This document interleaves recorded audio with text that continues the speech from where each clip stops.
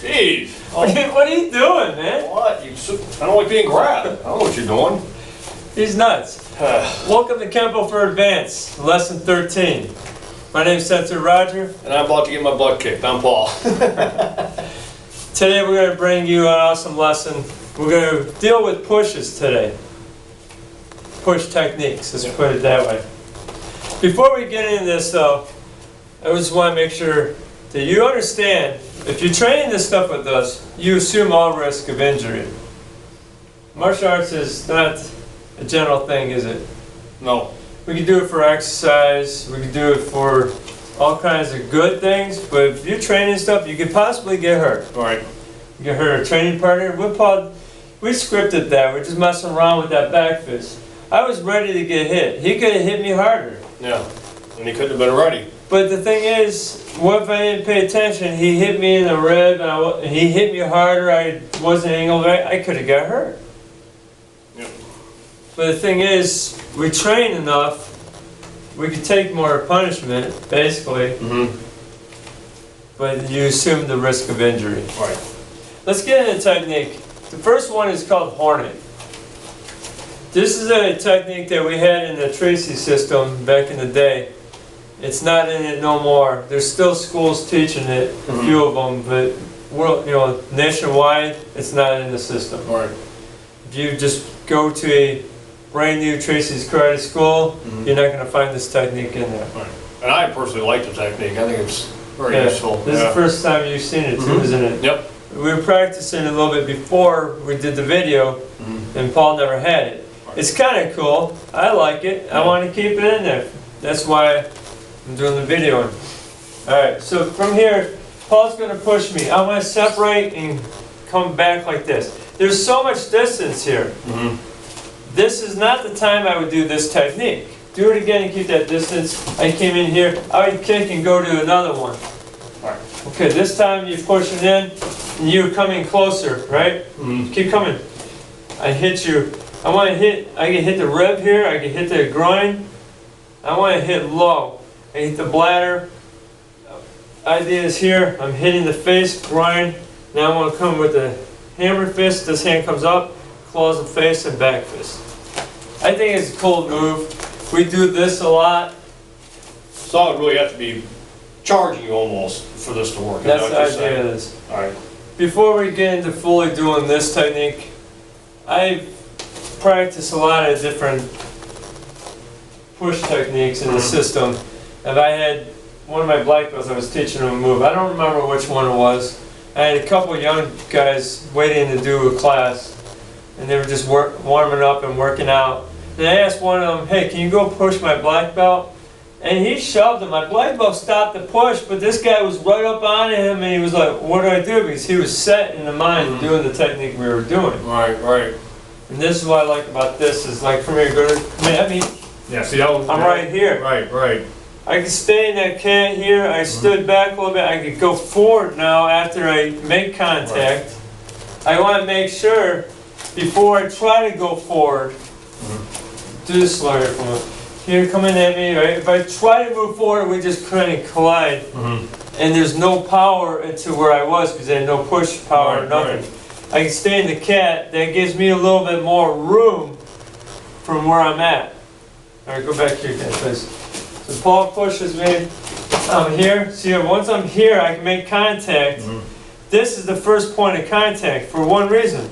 It's closer. Right. Think about it. Boom. Yeah. I'm not going to try to force this, but ultimately, is I stopped you from pushing me. Your head was coming forward. I stopped your head from hitting me. Right. No headbutts. I don't like headbutts.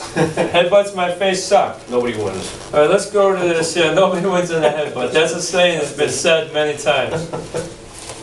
There's some cases though you can hit headbutt to the nose. You can win with that one. Yeah.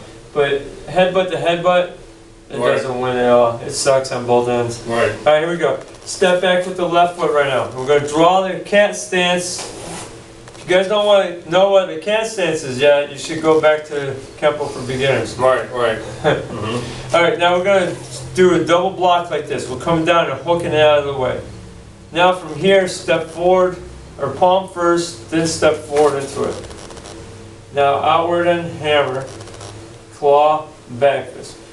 Okay, now you don't want to lean too much going forward into it either. Right. You lose some of your power to that. Alright. That's great for point fighting if I'm going here. Right. But you lose some power if you're leaning like too much. So basically just put it on the front foot. But you can lean, you can keep bend your, this, bring your weight forward, but don't lean your head too much. So keep your torso more upright. Okay. Now when I'm here, I got something to go on. Right. I'm pushing you. Yeah, Boom, I watch this. They come right in. Yeah. If I'm going here, I'm losing power. Okay. Alright, here we go. Hook it, cat, I know. double palms here. Now at this point here, you can step in with that also pushing. Or just here, if they created distance, just come in and get power to that hammer. That hammer, I like that here. A lot of people say it doesn't have a lot of power. And it might not have a ton of power, but if you catch the right area, it does build some power.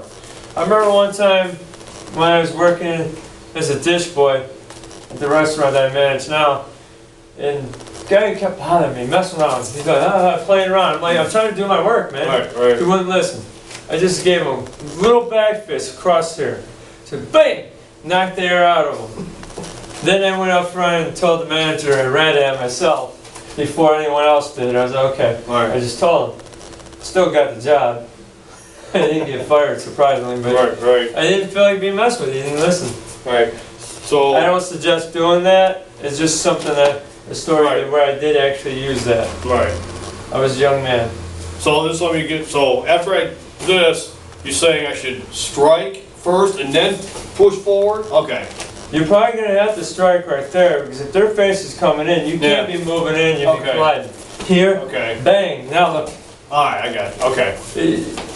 Like I said, don't get stuck in so much scripting that you're going to be fumbling over this stuff. Right. But there's a couple basic principles here is you come in, you know what I mean, right? Yeah. I got to have a base. Yeah. My cat is nice space here. Look, if I'm here, start coming in a little bit more. Here's the knee, crotch, kicking out the leg. Woo! I can always back out of there. Yeah. You see I had your head too? I could have like this. Right. Or I can easily went to your face. So stop the push and then react. I'm setting myself up for something else. Right. Here's the Hornet. Alright, here we go. Hook it out. Step in with this. Oh, I just said step in. I did it. See what happens? What will happen when you step in? You will collide too soon and not have any power. Alright, here to here. Now step in. Claw.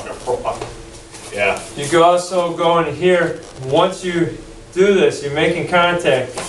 Then you can step in as Like you're a making push. contact to help push. Yeah. You can. Yeah. Or you can just go smack, retract it, and go for it. That's the way I would rather practice to do it. Here's the thing, it takes time to practice. We don't do this move no more. Right. See, I had no time to sit there and go, whoa, pushing out here. Because it was reaction, come at me. Right. I'm here.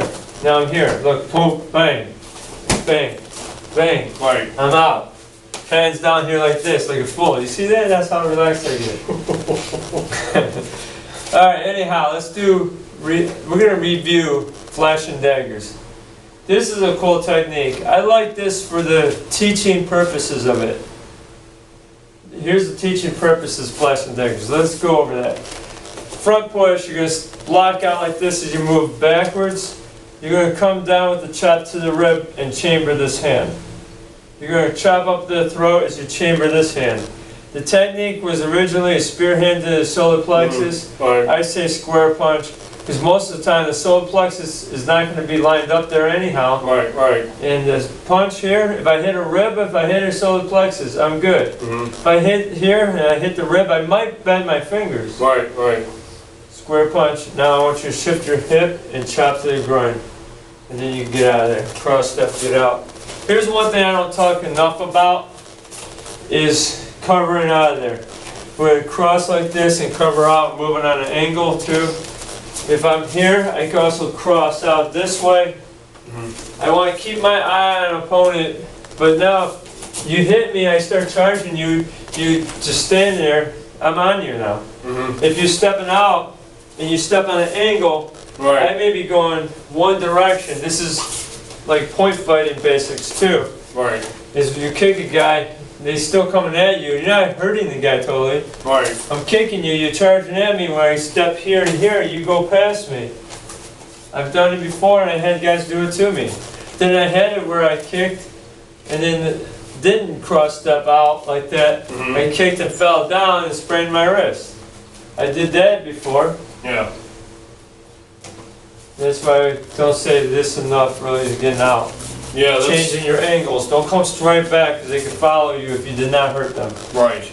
I just wanted to add that. That was one of those rabbit trails. Can't take out. I just thought about that as it came about. Alright, here we go. Let's go to flashing daggers again. Alright. Step back, block it here, chop, chop, punch, chamber your hand up here, and then turn and chop. This could build speed for your striking. Right, right. I'm going to get only as fast as I can get, really, unless I keep training for speed. Right. This technique will build that too. Like, go to push me. Once I'm here, here, here. Okay. Okay. I'm there. It's just quick. I'm just touching now, Right, too. right. Now from here, let's change the angle here, please. Paul pushes me. I'm here. I'm chopping here. Move your hand up in the air from what? I'm not coming this way. This isn't going to do crap. Right. That doesn't feel that much, right? No. I mean, you can feel it, but Nothing. I'm going to chop you a little bit harder. Okay. Yeah, I can feel that. It's got more sting. You got that when you steal one? Oh yeah. When I come down? Yes. It changes the... I didn't hit you as hard, you probably felt It it. actually you can feel it vibrate through that rib. Yeah. Because when I come down in that angle, I'm Yeah. taking the ribs the way they don't go. Right. You breathe, they go in and out, and you chop them downward, you're separating the ribs more. Right, right. Giving it where it's going to knock the air out of you faster. I don't have to hit as hard to hurt you. Right, right. And if I do hit you hard, I do hit you as hard as I can, I could possibly break that rib easier. Right. A lot easier.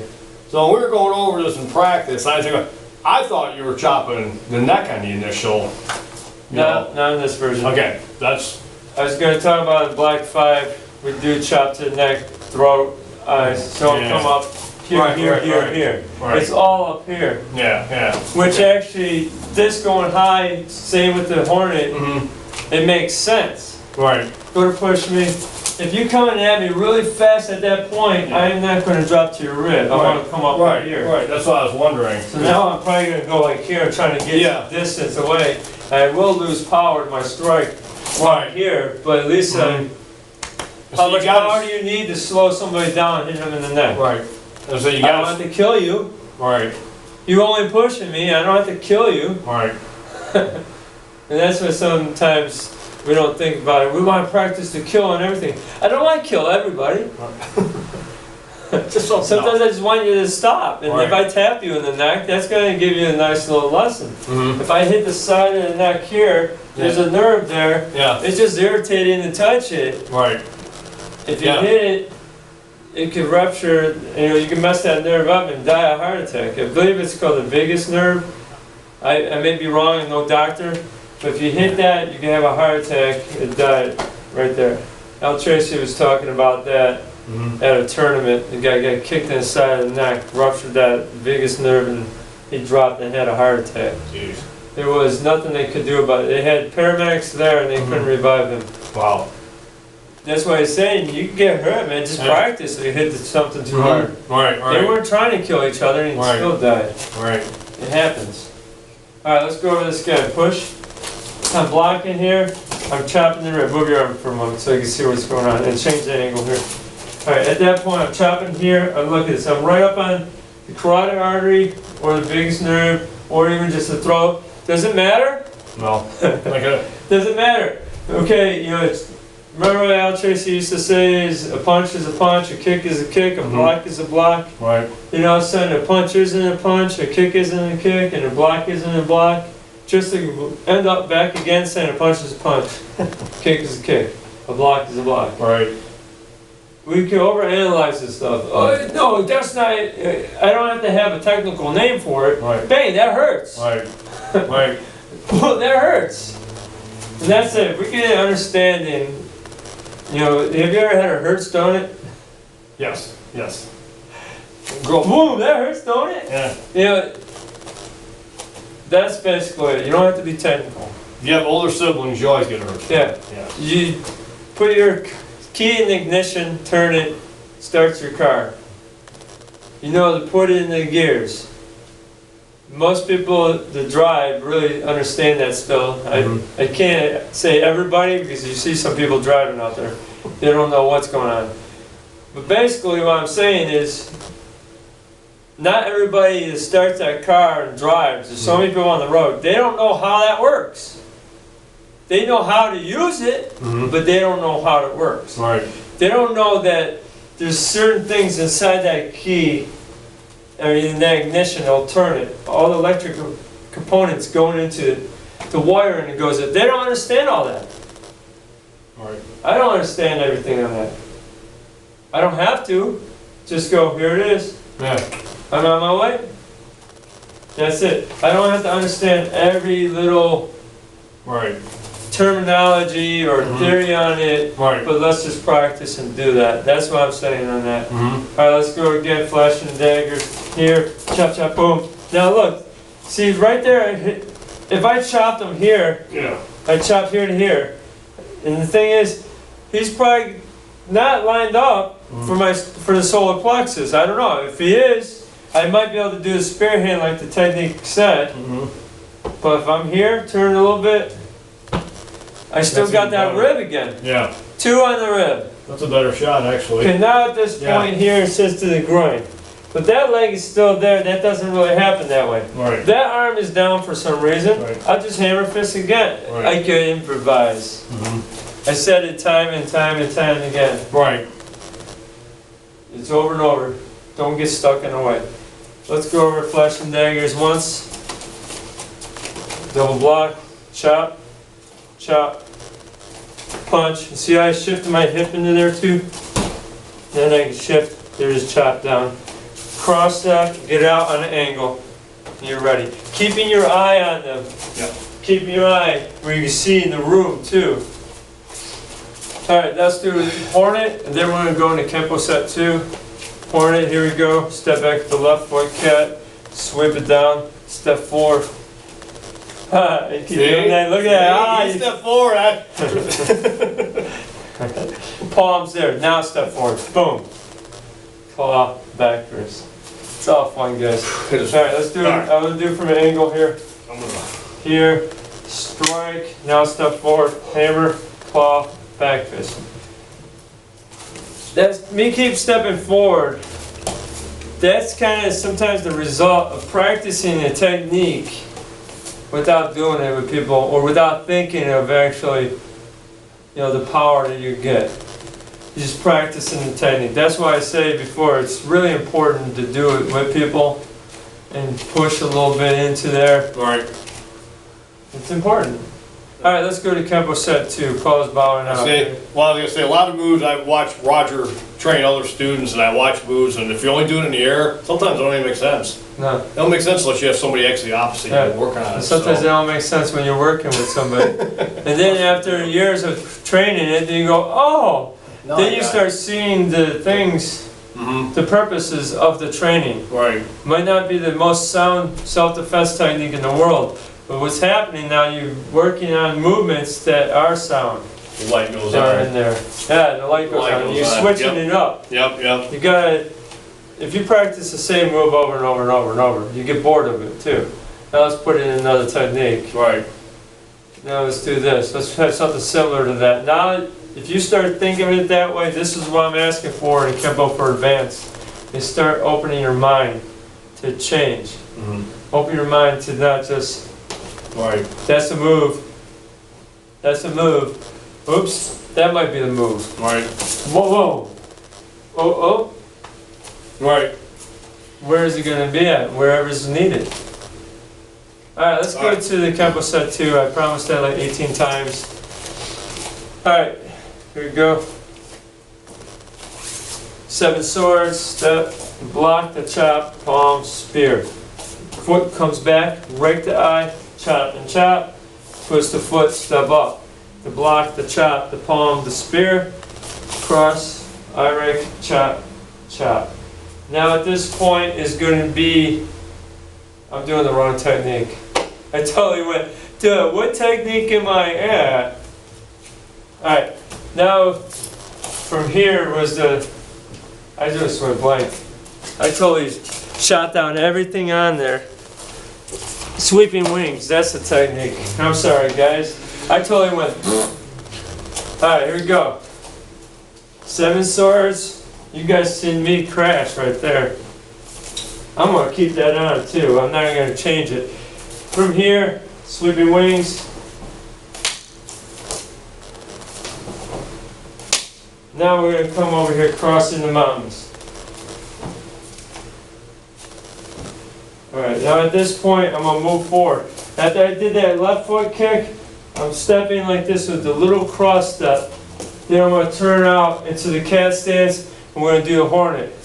Sweep it here, palms right hand high. I'm going to change the angle so you can see a little bit outward. Now I'm going to come with the hammer, claw, back fist. Step back with the right, left cat. Do the sweeping block, left hand high this time, right hand low. I'm going to change the angle here so you can see it. Now you're going to come out, hammer, claw, back fist. Remember that kata is something I designed only for you guys. It's not something I practice a million times. I actually really didn't practice this that much. I put it together and I'm really trying to, I practiced a little bit and then I stopped practicing it for a little bit because I was doing other things. And then I go, hey, let's record this. And I went, oh, what was the next move? Just being honest with you guys. All right, here we go again. Kenpo set 2.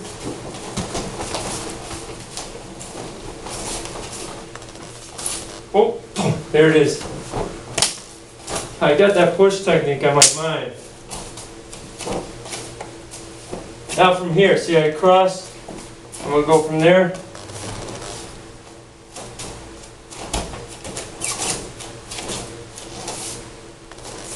Okay, after they kick, you're going to cross. I'm going to show you from this angle so you see it. I'm going to kick, I'm going to cross here, turn, boom. It's going to be like this. You see I go right into it. Then hornet.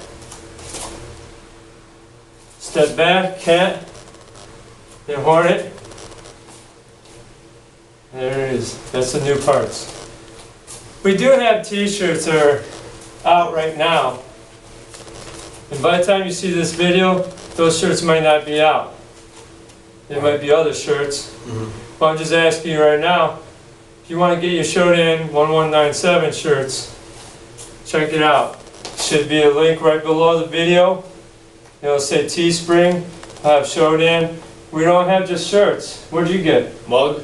You waiting for that too, aren't you? He goes, where's my mug? That's why I hit him in the stomach. It's not me yet. Here's the thing, it's a promotion I got.